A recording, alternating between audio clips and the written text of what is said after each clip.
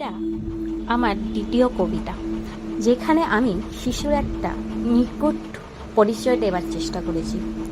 যারা এডুকেশন নিয়ে পড়েছে তারা এর অর্থ বুঝবে খুব ভালোভাবেই আমার মনে হয়।